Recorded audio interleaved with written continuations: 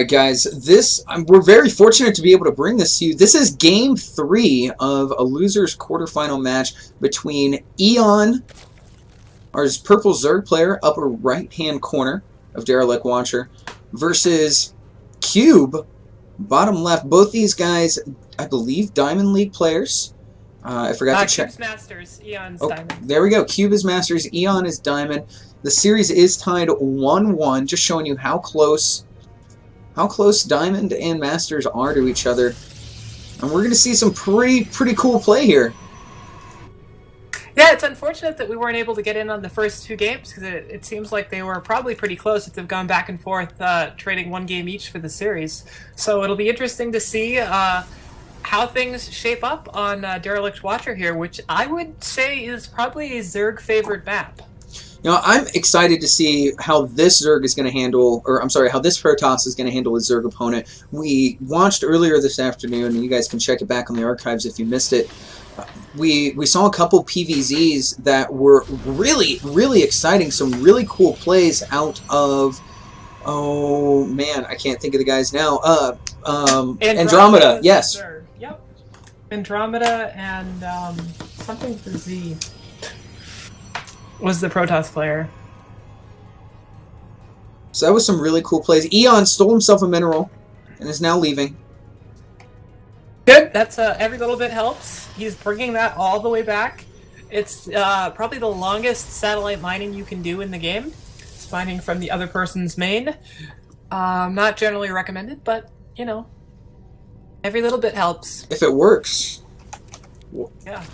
Gas That going drone down. was probably, yeah, the drone was probably sent out from the Zerg base and said, "Don't come back empty-handed. You have to go out and get something."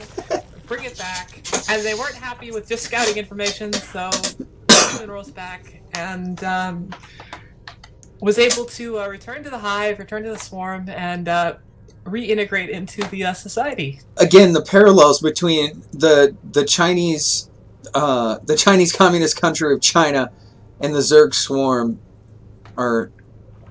That sounded smarter in my head. I'm gonna rethink that one and come back to it later. I promise. Yeah, why don't we reevaluate that? So we've got natural expansion coming down for Eon. Pool is 2/3 of the way done, as you can see in the production tab, which we undoubtedly have up. And looks like gateway expand here for our toss player. Cube just dropping the Nexus now. It'll be interesting to see how Eon responds to this. The similarities between the Zerg swarm and communist China will never cease to amaze me. That sounded a lot more intelligent and put together.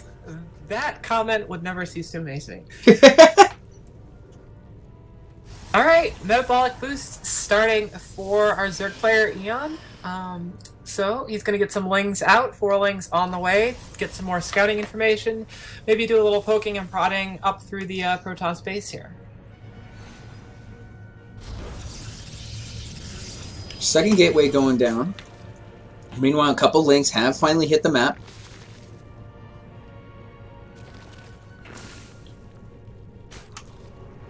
Not a lot of excitement going on right now.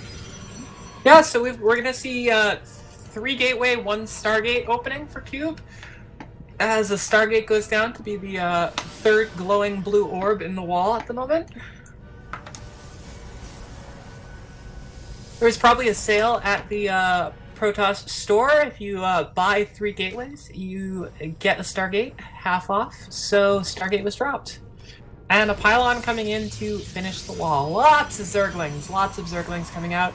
Maybe an attempt to bust here, or squeak in if a wall is not totally tight. And there's a sentry here, but only enough energy right now for 1 force field from the sentry.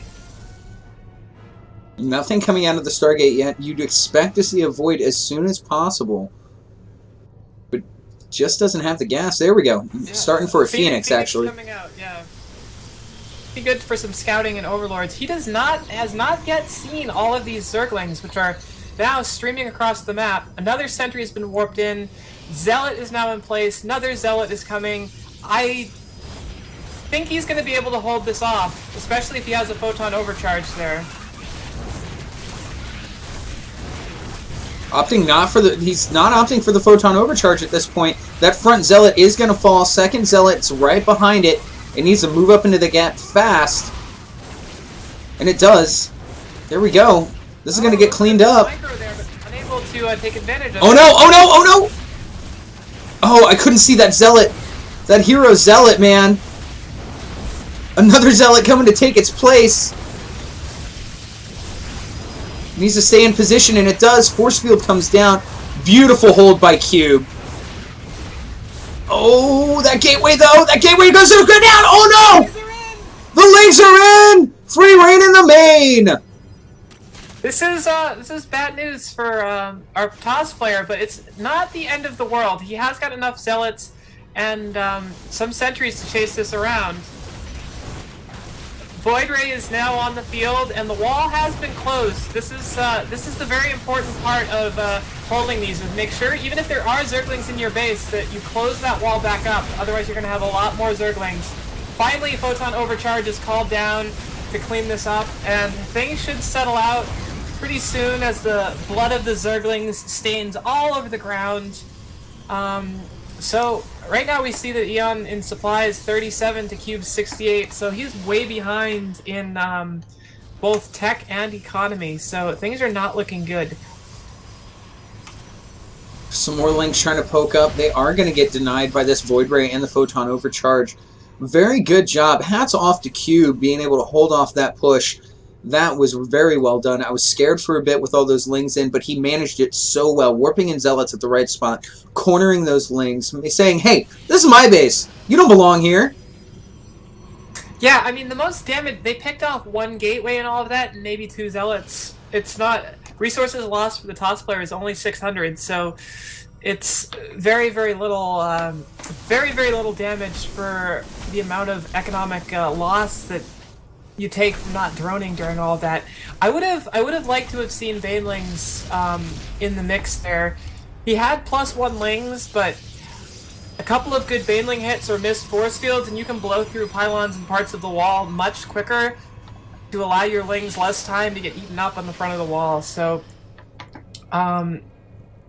maybe not the best unit comp. Loses a Spore Crawler here. Does not manage to take down either of the Voids. Takes a little bit of hull damage on one of them, though. Brings it down to about half life. Not enough. See a third go down, though, for Cube. Feeling pretty comfortable. Yeah, I think this is the right decision. All he has to do now is keep the Zerg player from expanding, force him to make units instead of drones, and just take over the whole map, because he's so far ahead right now. You can see massing up Zealots, 2 more Void Rays on the way, Crota boosting the armor upgrade. I believe that, yeah, +1 weapons is already done. I think we should probably, in the next, like, 3 or 4 minutes, expect to see the sort of death blow push coming from Cube. Cube clearing out all these overlords that he can find. Phoenix is doing some work as well. A hallucinated Phoenix going to get a full scout. Does get killed off, though. I believe it still had enough time to see that Hydralisk Den coming.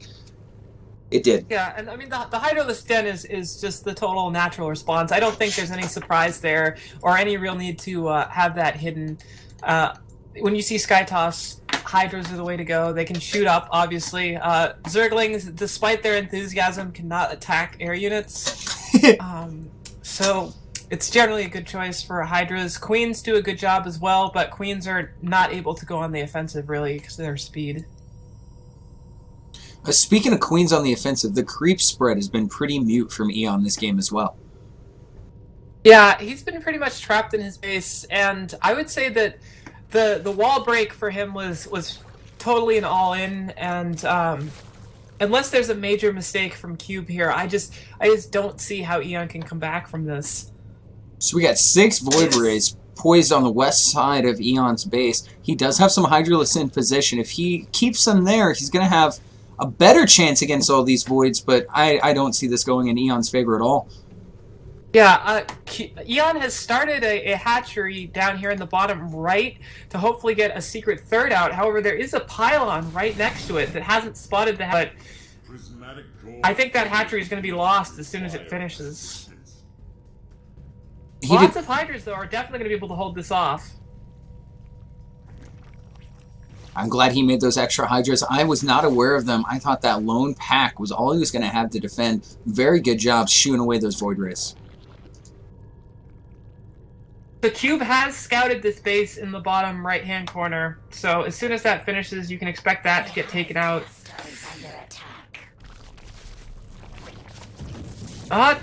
Getting a few quick kills off these Void Rays, even though they do take the Geyser. Yeah, I just don't know if there's going to be enough. The composition Void Ray Zealot Sentry is not going to do that well against this many Hydras, though. These Zealots are going to take out this Ninja Third, no problem. Might be able to get a batch of minerals or two out of this before it goes down. Looks like just one. Yeah, oh, he had a Queen building in that, too, so he loses the resources for the Queen as well. Oh, no. A little bit of a mistake. It's the danger with taking those ninja bases, especially if your opponent already has a pylon next to them. Oh, and these Hydras are moving out at just the wrong time. These Voids poised for another attack, and here they go. Yeah, they are going to be greeted by a bunch of spores. Good micro. I think EON has to push out here. Force those Void Rays. Alright, so yeah, now there's a lot of Templar. They're going to have Storm soon, I can imagine. Where is the Templar Archives? Yeah, Storm is 80% done researching. The spawning pool about to go down. Hydras are now pushing out. EON has heard my advice, is moving out. And as long as if he can dodge these storms, or hit before Storm finishes, which I don't think he's going to be able to do because it's just finishing up now, right before the engagement. Perfect timing, sending one Zealot out to spot this attack coming. It all comes down to how well this engagement goes and how well he can split his army and avoid the storms.